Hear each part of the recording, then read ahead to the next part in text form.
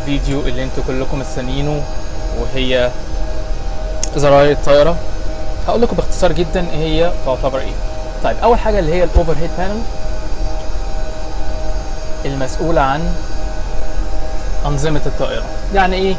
يعني في الاوفر هيد بانل مثلا بيبقى فيه نظام الكهربائي، نظام الوقود، نظام الاضاءه، نظام الثلج لما بنطير في اجواء فيها ثلج، انظمه الحرائق في حال لو في حريق او حاجه، الاطفاء بيبقى كله هنا، انظمه الهيدروليك كلها، التكييفات والضغط وكل الاشياء دي. فاوفر هيد بانل يعتبر كلها عن انظمه الطياره.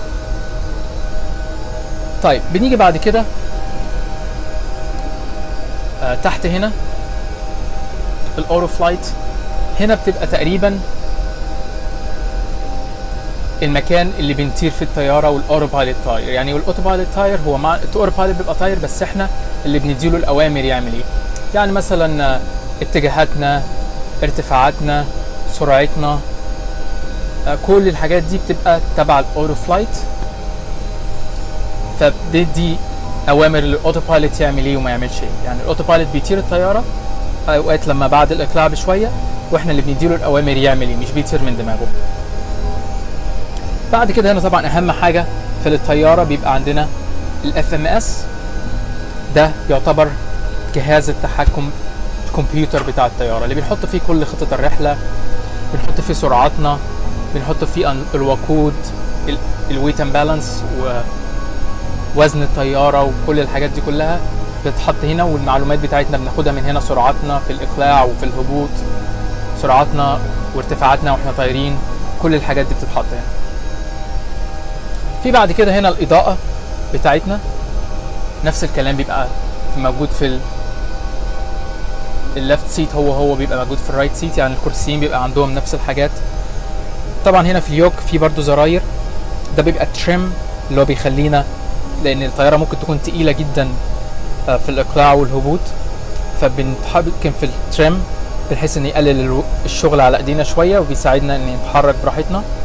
نفس الكلام في هنا تايمر بيظبط الوقت. في حاجه اسمها تي سي اس، ده في حاله ان الاوتو بايلوت مثلا طاير وانت عايز تعمل حاجه عكس الاوتو بايلوت، او مش عايز الاوتو بايلوت يعملها، ممكن تدوس على ده بيخليك انت اللي تطير الطياره بدل الاوتو بايلوت في خلال وانس انك تدوس عليه على طول بتتحكم في الطياره. وده طبعا الاوتو بايلوت ديسكونكت، بندوس عليه في اي وقت تلغي الاوتو بايلوت خلاص وتطير انت الطياره.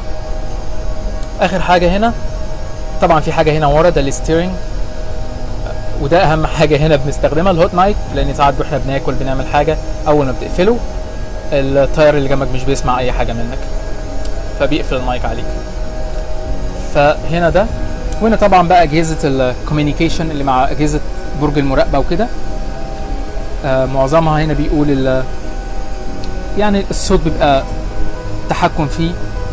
وهنا برضو البيبان ان احنا نفتحها ونقفلها، باب مكسورة القيادة هنا. وهنا طبعا التريم برضو. في حاجات طبعا يبقى صعب اشرحها لكم لان حاجات تكنيكال جدا في الانظمة فممكن مش تعرفوها. انا بقول لكم الحاجات اللي بس يكون عندكم فكرة. هنا طبعا الاكسجين ماسك بتاعنا، هنا بنطلعه في حالة ان محتاجين نحط الاكسجين على وشنا بنطلعه من هنا.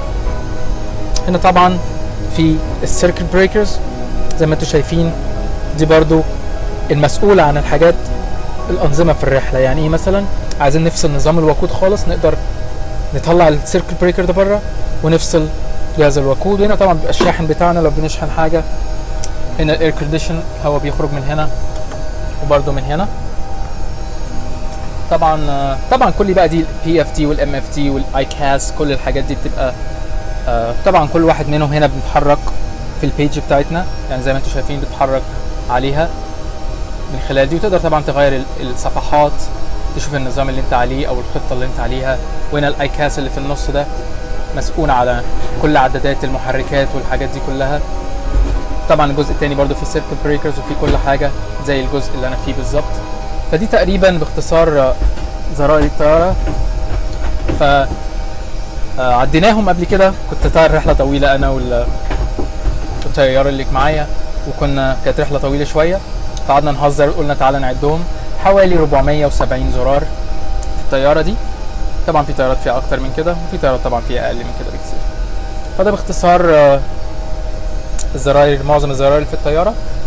فكتير، بس طبعا اول ما بتطلع انت على الطياره بتتعلم كل ده، بالنسبه لك مجرد وقت بس، وتبقى عارف كل زرار بيعمل ايه.